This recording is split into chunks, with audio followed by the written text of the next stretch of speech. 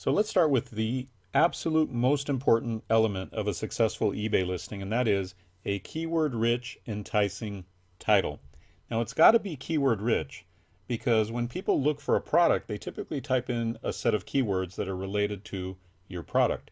But you want to be sure that you're using as many of those keywords that people might type in your title, because this is how people are going to find your listing. It's also got to be enticing because you want them to click on your title versus somebody else's title.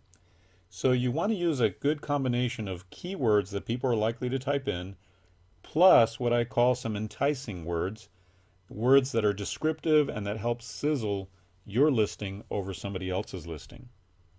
You want to use all the spaces that eBay gives you, all 80 characters, because the more the better. The more keywords you have in your title, the more likely you are to show up for a variety of different keyword searches that people might type in. And the first few words are considered more relevant to the search on eBay. So be sure you put your most important keywords at the very beginning of that title. It's very, very important. The next element is photos that pop, and enough of them. In my opinion, photos are a huge part of your listing success. Most sellers don't give their eBay photos the time they deserve. They don't really give it a second thought. They just figure, oh, I'll just take some pictures and put it up and I'm done. You can make your photos stand out by brightening them and adding contrast. So if you've got Photoshop Elements, or even if you use a free tool called GIMP, G-I-M-P, you can increase the contrast and increase the brightness and sometimes even increase the sharpness, and you'll have photos that pop. The reason this is important is a lot of people search eBay by looking at the photos. And in some cases, with items that are much more visually attractive or visually interesting, you're going to want to have photos that are high contrast and bright.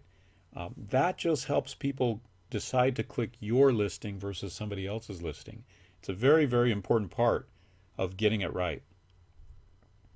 The next element is the right attitude. You see, some listings have terms and conditions that come across as too grumpy.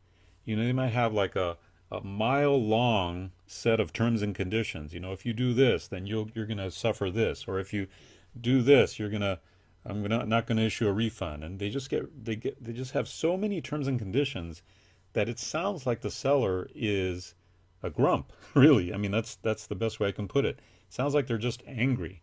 That doesn't sound like a very conducive attitude towards making a sale.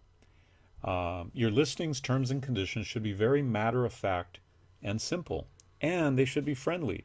So you should be sure that in everything you're doing, you've got a friendly attitude, and especially in the spoken word, where things can be misconstrued often, you want to be sure that it's clear, you're here, you're helpful, you're friendly, you're here to help them. And then finally, the element of successful listings is the right listing format, whether you choose an auction format or the buy it now fixed price format. We discussed this in session 1, but be sure that you pay careful attention to this because it's so important that you use the right listing format in your listings.